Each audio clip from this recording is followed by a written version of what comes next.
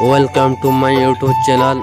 आपण समस्त मानक नमस्कार। मु आपनकर सान भाई रोहित फास्ट ब्लॉग बनाऊँ नुआ नुआ ब्लॉग बनाऊँ। जदि आपण मानक वीडियोटा भल लगे तो लाइक शेयर करेंगे, कमेंट करेंगे। आपण मानक भल भल वीडियो बनैबी।